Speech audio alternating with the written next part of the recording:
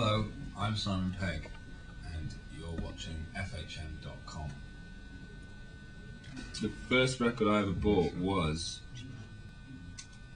In the Blue Ridge Mountains of Virginia by Laurel and Hardy, I believe. I think that was probably bought for me. I think the first single I ever bought was Olivia Newton-John, Landslide, which holds up today. It's a great track and proof that, you know, leotards can be fashionable. The most embarrassing record I have now, God, I don't know. I actually get quite, but I have the Alanis Morissette album, Jagged Little Pill, which sounded very good at the time, but when I look at it in my collection now, I kind of blush, thinking I've got some wailing human crying about splitting up with a boyfriend. Shut up! It's not fair! Do you know what I mean? Oh God. It's not fair! Some teenage. I lost my virginity in a room in Ulster in Warwickshire, and there was no music playing at the time other than the very deafening cries of the woman I was with. I say cry, I mean cries of joy. It was, I didn't force her. I didn't force her. But no, I think we were listening to downstairs. Jesus, I don't know. What would it have been? I guess 1982. It would have been something like the kind of the Sisters of Mercy or something like that, you know, post after they split up after their last gig at the Albert Hall. And anyway, it's not dwell on that. I started off as a break dancer. I had a posse, the Galaxians, came out up to St Leonard's, a small village in Gloucestershire. We were good. I could pop and lock. And Guy, who was my friend, who looked a bit like a teddy bear, he could do the helicopter, and that's currency. We used to go down to Safeway for burns. There's a small area of shiny flooring by the electronic door, and we used to go down there and burn each other off. That sounds vaguely obscene. And so I was wearing kind of like, you know, white boots and Nike cagoules for a while, and then I moved into my sort of indie period when I was like in the Smiths and the Cult, and I was wearing long hats. I was wearing a long hat. I just wore a long hat. That was your druid period. Well, I wore long coats like my granddad. I nicked off my granddad, and then I evolved into a goth and wore lots of black and stupid pointy boots and really tight trousers, ripped tight trousers. And I remember once I was crossing the road in Stratford, and they were all held together with safety pins, and in the middle of the road one safety pin just sprang out and inserted itself into my nutsack, and I was stuck in the middle of the road with my balls on fire and a lorry coming towards me at 100 miles an hour, and all 16 years of my life went back in front of me. And unfortunately that was after the incident with the woman in the room. Run DMC. Yeah, after walking that way with her.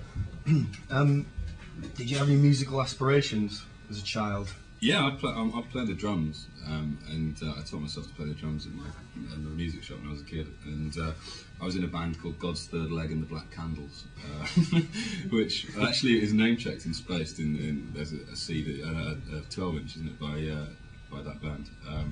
And I was also in a blues band called Blind Dog Harrison and the Dirty Gerbils, which we played at a folk club in Binton, again in Warwickshire when I was at college, and cleared it of all its regulars. We played it every Thursday. We played 3 songs, one of which was paperback writer, the other 2 were original, and all our friends came, and that was it. And I've never been in a band since. I have got a PlayStation CD called Music 2000, which you can actually construct. I've written some great tracks on that. Virtual band. Yeah, I've done some good dance music on that. I reckon I could probably be a DJ if I wanted to. What would your DJ name be? Simon Pegg. With 3 G's. DJ Simon Pegg. Simon Van Pegg. Yeah, Simon de Pegg. Yeah. Just 3G. Yeah, 3G, like it. 3G. My friend, my old flatmate, Michael Smiley, was a DJ and had some decks, so I've had a go at that, and it's good fun. When you get into it, it's addictive. So, but yeah, I've always been very, but I'd never do it. Pursue music as a career. I have no rights to it. You happily admit to smoking the odd spliff, and the show's called Spaced. Yeah. So, are you a bit of a Cheech and Chong character?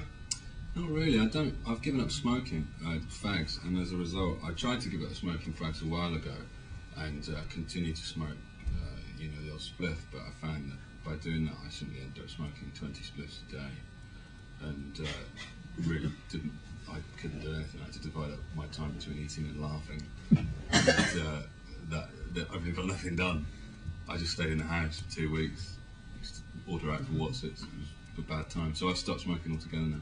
Were you the type to make big sort of elaborate bongs? And let me tell you a little something about the Maruchu, the Rob Wilton and the Ku Klux Monkey, which were 3 spliffs of varying height and girth.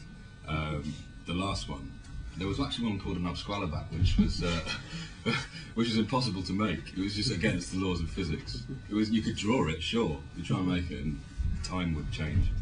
But there was one that the Rob Wilton was about that big.